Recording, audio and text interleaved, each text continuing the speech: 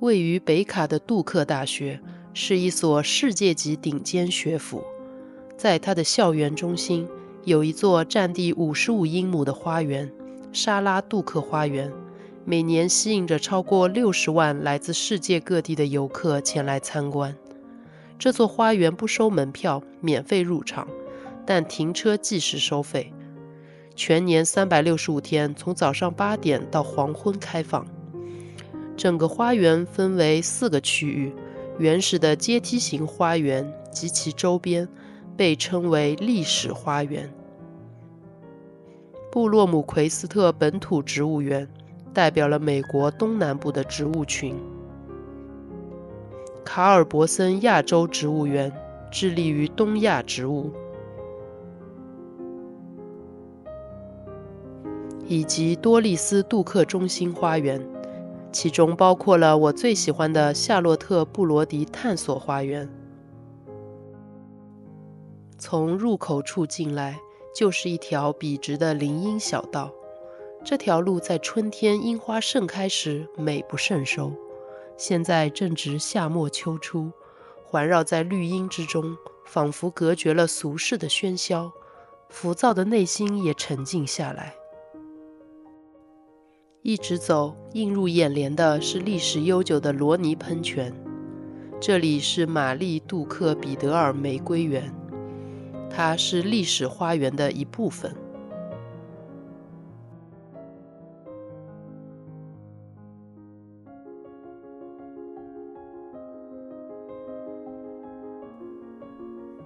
我习惯直走左转，先参观本土植物园。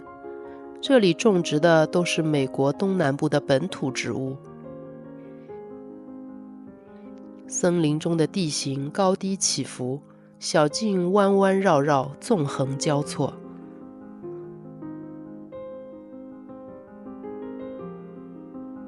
小径两旁的植物都有标签介绍。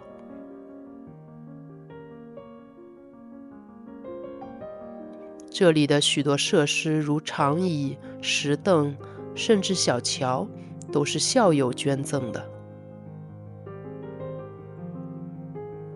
森林里植被茂盛，即使在夏天也会觉得很阴凉。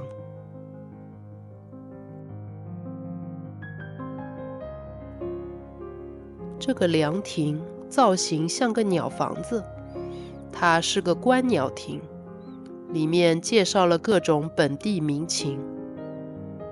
扫描二维码的话，还能听到它们的叫声。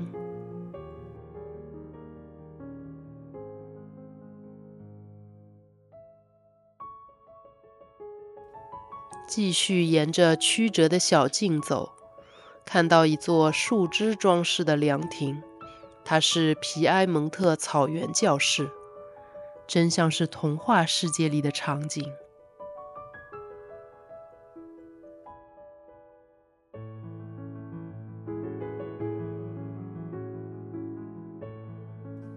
亭子周围的野花野草全部是本土品种，它们的种子都是从路边或高压线下收集而来，多达100种。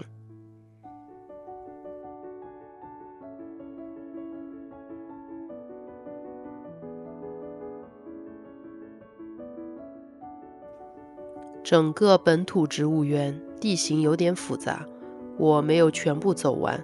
如果你想要逛遍每个角落的话，建议在入口处用手机拍下详细地图，不然很容易遗漏。接着我来到了历史花园。之所以叫历史花园，是因为这里是沙拉杜克花园在1939年落成时最原始的一块区域。它出自美国景观设计的先驱艾伦·彼得尔·希普曼之手。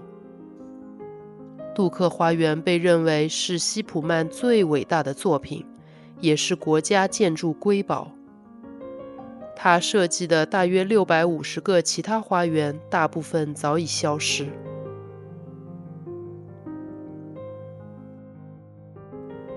这个阶梯型的花园是杜克花园最具特色的标志性景观。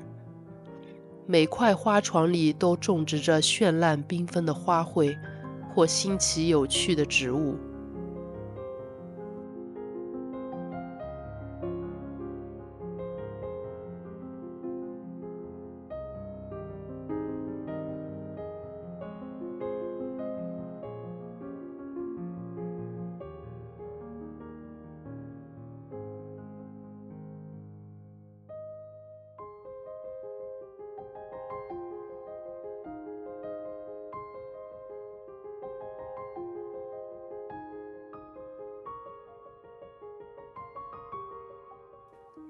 这里每年每个季度种植的植物都不一样，所以不同时间来就会看到不同的场景，但每种景象都美得使人沉醉。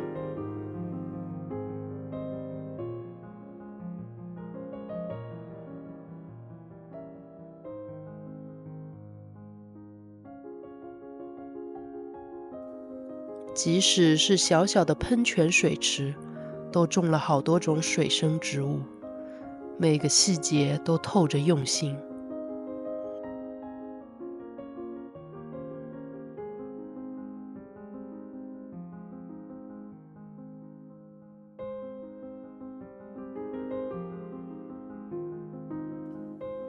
阶梯最下面是个鱼池，里面种了各种不同的荷花和莲花。记得曾经这里还种植着王莲叶。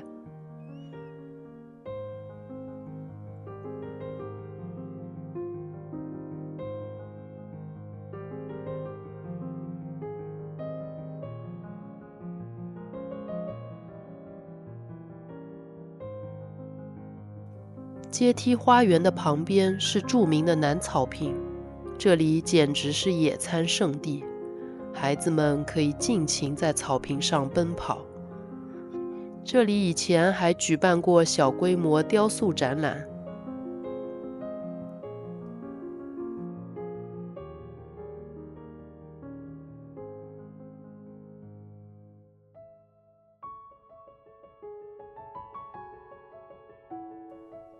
这是一棵南方常绿橡树，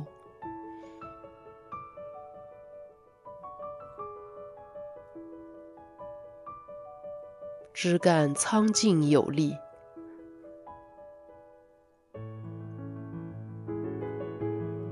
旁边的小桥叫鸢尾花桥。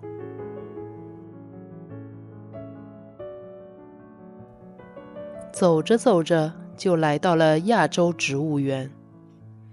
这座红色的日式小桥格外显眼。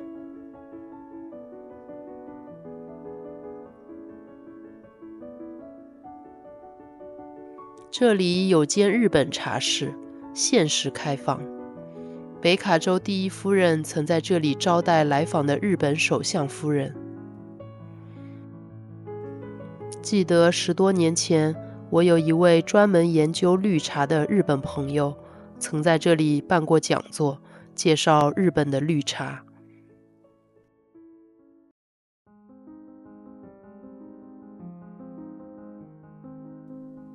红色的香蕉也是亚洲植物吗？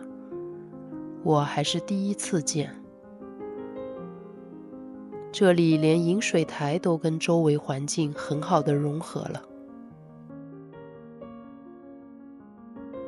这条溪流太美了，它还有个同样很美的名字，叫松云山涧。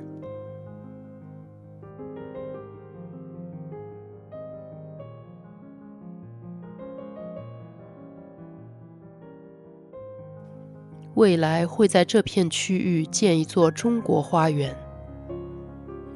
我向下走，来到了一片竹林，眼前的景象好像武打片的场景。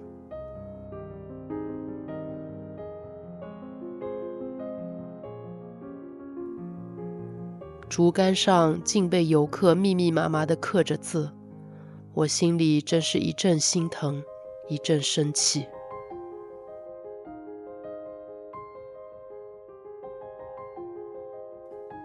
竹林边就是醒目的红色小桥，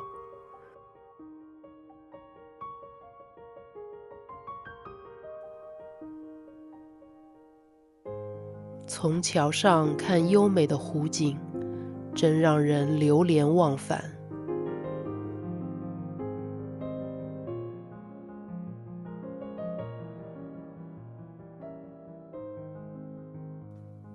整个杜克花园有5英里长的步道，我没有全部走遍。感兴趣的朋友可以花上半天时间慢慢游览。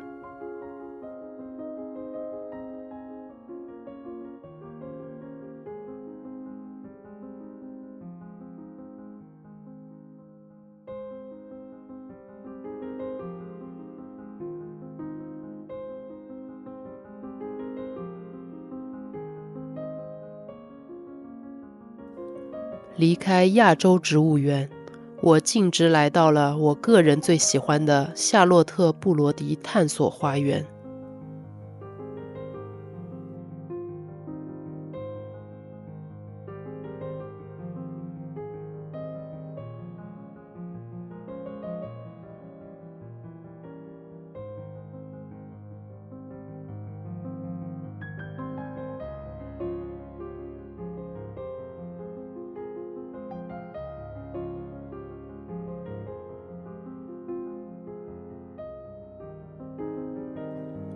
里面主要种植可食用的植物，和中国人的种菜基因特别契合。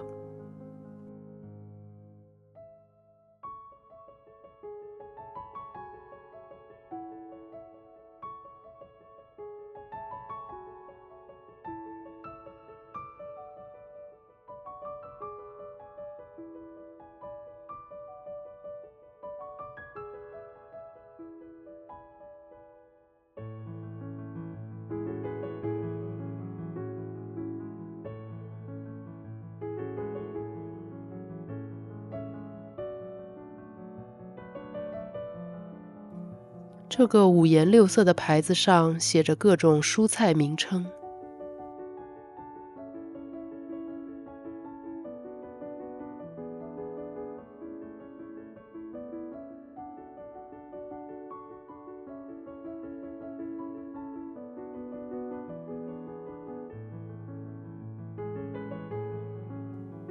竟然还种着一些食肉的植物。这里就像一个室外教室。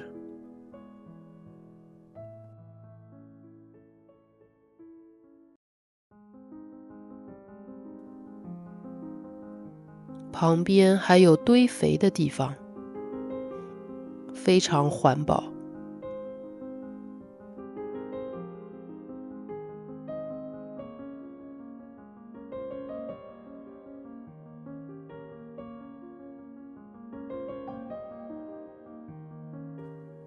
这里所有的瓜果蔬菜，游客是不能采摘的，最终都会捐献给当地社区。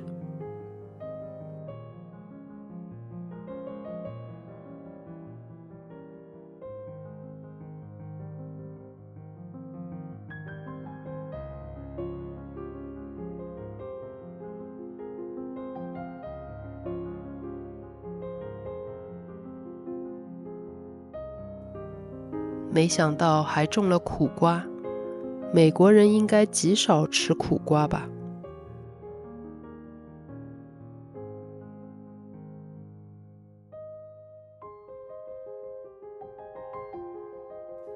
这些青椒和小番茄都是我没见过的品种。这里放满了盆栽植物。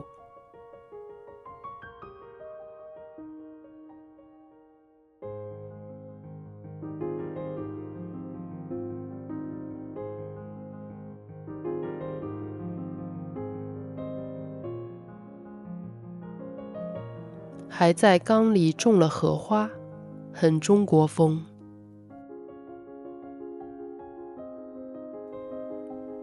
这儿还养了鸡，每只鸡都有可爱的名字。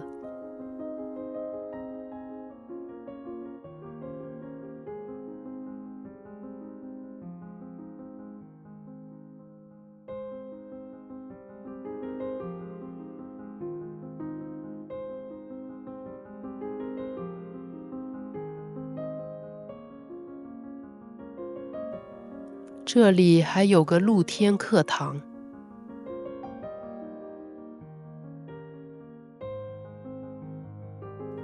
这个探索花园，不同的时节来就有不同的景象。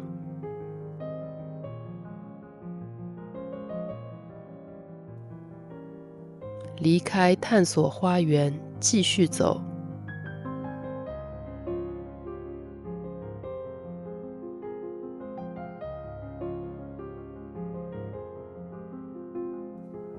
很快就来到了多丽丝杜克中心旁边的佩奇罗林斯白花园。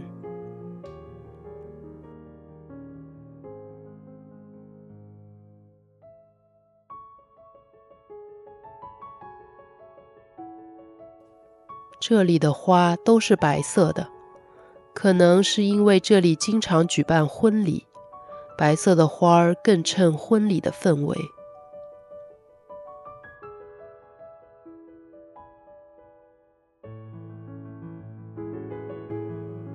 从哥特式凉亭往下走，最下面是维尔图和平池，里面种了许多水生植物。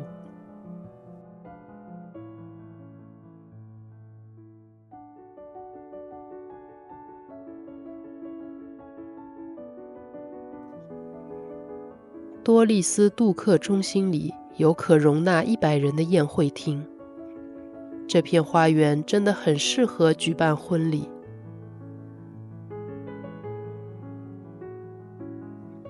旁边就是停车场，我结束了今天的参观，回家喽。